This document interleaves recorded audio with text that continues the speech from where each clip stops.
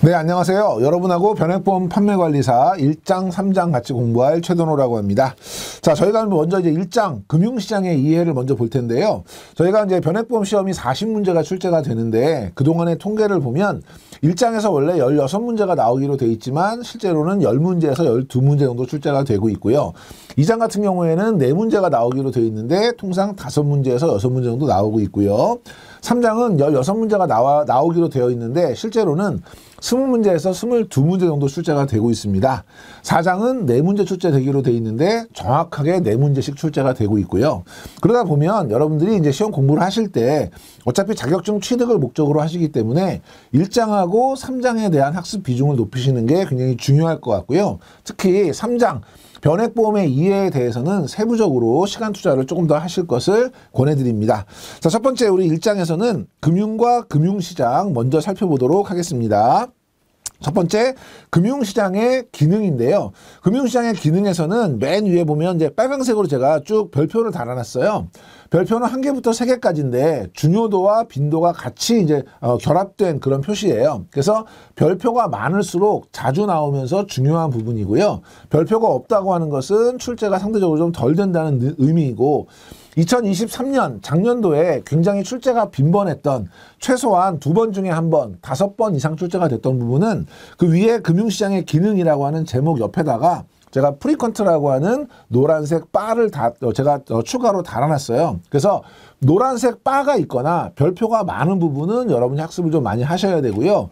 어려운 부분이어서 자세하게 설명을 해드리면 저도 좋겠는데 제가 시간적인 제약이 있어서 설명이 좀 다소 부족할 수 있습니다. 저희는 자격증 취득을 목표로 하고 있기 때문에 시험에 좀 입각한 그런 관점에서 볼 거예요. 그래서 내용을 전부 다 읽어보거나 이런 것들은 오늘은 좀 많이 좀 적을 거고요. 중요한 내용 중심으로 짚어드릴 거기 때문에 여러분들이 부족한 학습이 있다면 교재를 통해서 보완하실 것을 권해드립니다. 첫 번째 금융시장의 기능에서는 제목을 제가 빨갛게 해놨어요. 그냥 냅다 다음 중 금융시장의 기능으로 볼 수 없는 것은 이런 문제가 출제가 됩니다. 그럴 때 제일 많이 나오는 그 틀린 지문 함정 중에 하나가 뭐냐면 안정성을 높일 수 있다. 이런 지문은 틀린 거예요. 첫 번째 자금 중개 기능, 자금 중개는 돈이 필요한 사람과 돈이 남는 사람을 연결한다는 뜻이고요. 금융자산의 가격 결정, 연결을 할 때 그 사이의 가격은 이자율, 금리로 결정이 되는 것이고요. 유동성을 제공하고요. 언제든지 현금화할 수 있기 때문에 거래 비용을 절감할 수 있다. 이 부분이 시험에 많이 나옵니다. 거래 비용은 돈이 필요한 사람과 돈이 남는 사람을 연결을 해야 되는데 이 사람을 어디 가서 찾아요?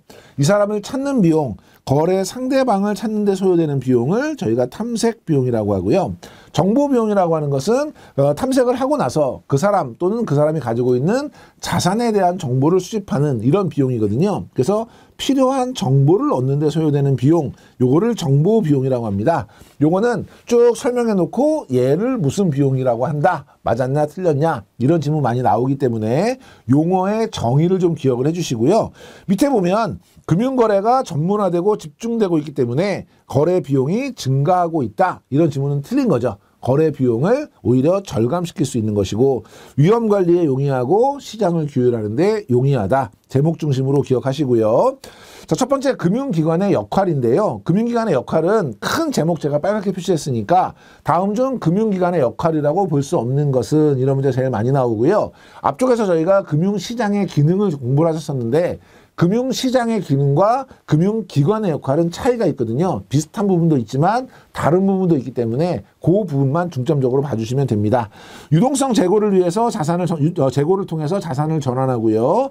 거래비용은 뭐 탐색비용, 정보비용 이런 게 있었죠. 그리고 위험을 분산하는 건 금융시장하고 똑같아요.